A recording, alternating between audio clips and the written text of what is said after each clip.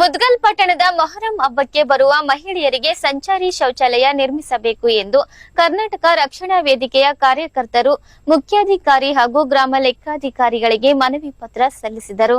ಐತಿಹಾಸಿಕ ಮುದ್ಗಲ್ ಮೊಹರಂ ಹಬ್ಬಕ್ಕೆ ಬರುವ ಮಹಿಳೆಯರು ಬಹಿರ್ದೆಸೆಗೆ ಹೋಗಬೇಕಾದರೆ ತುಂಬಾ ತೊಂದರೆ ಅನುಭವಿಸುತ್ತಾರೆ.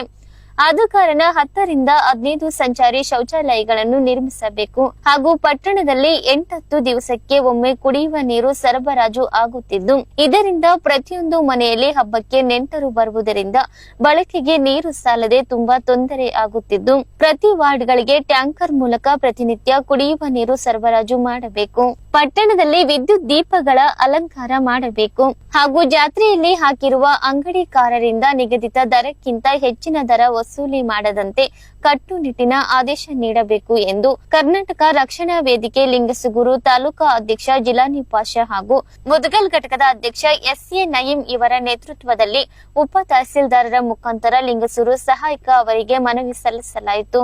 ಈ ಸಂದರ್ಭದಲ್ಲಿ ನಗರ ಘಟಕದ ಅಧ್ಯಕ್ಷ ಸಾಬು ಹುಸೇನ್, ಮಹಂತೇಶ್ ಶೆಟ್ಟರ್, ರೆಹಮಾನ್ ದುಲಾ, ಭೀಮಣ್ಣ ಉಪ್ಪರ್, ಜಮಾಲಿ ಸಾಬ್, ಅನೀಫ್ ಖಾನ್, ಆವಿಶ್ ಪಾಷಾ, ಹನುಮಂತ ನಾಯಕ್, ಅಜೀಜ್ ಪಾಷಾ, ಕಲಂದರ್ ಸೇರಿದಂತೆ ಇನ್ನಿತರರಿದ್ದರು.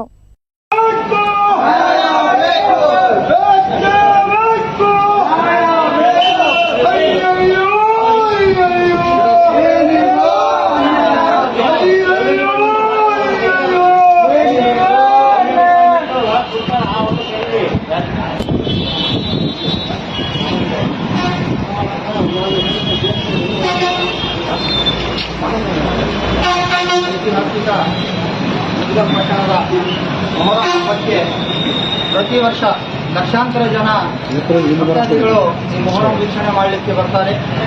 ಅವರಿಗೆ ಮೂಲಭೂತ ಸೌಕರ್ಯಗಳು ಅವಶ್ಯಕವಾಗಿವೆ.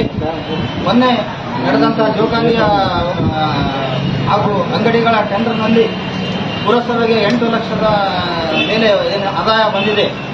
ಅದರಂತೆ ಪುರಸಭೆ ಅಧಿಕಾರಿಗಳ ಕರ್ತವ್ಯ ಸಹ ಆಗಿದೆ. ಭಕ್ತಾದಿಗಳಿಗೆ ಹೆಚ್ಚಿನ ಸೌಲಭ್ಯಗಳನ್ನು ಒದಗಿಸುವುದು. ಅದಕ್ಕಾಗಿ ಪ್ರಮುಖವಾಗಿ ಈ ಜಾತ್ರೆಗೆ ಬರುವಂತಹ ಮಹಿಳೆಯರಿಗೆ ಬಹಿರ್ದೆಸೆಗೆ ಹೋಗಬೇಕು ಅಂದರೆ ತುಂಬಾ ತೊಂದರೆ ಇದೆ.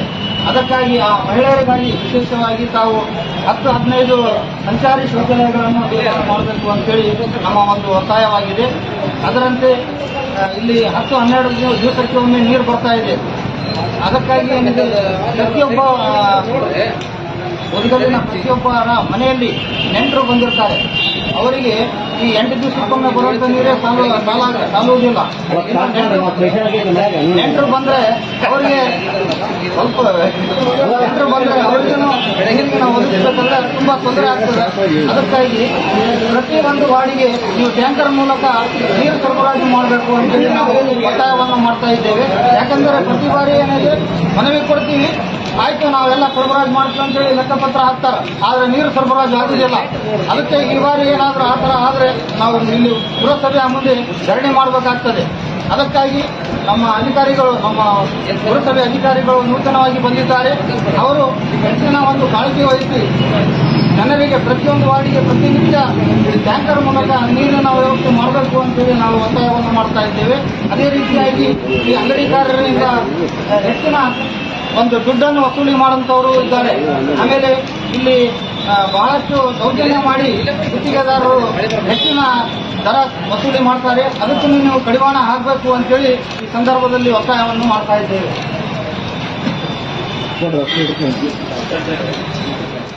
ಇಲ್ಲಿಗೆ ಇಂದಿನ ವಾರ್ತಾ ಪ್ರಸಾರ ಮುಕ್ತಾಯವಾಯಿತು. ನಿರಂತರವಾಗಿ ವೀಕ್ಷಿಸಿ ವೈಭವ ಟಿವಿ. ವಂದನೆಗಳೊಂದಿಗೆ ದೇವಿಕಾ ಚನ್ನಬಸವ.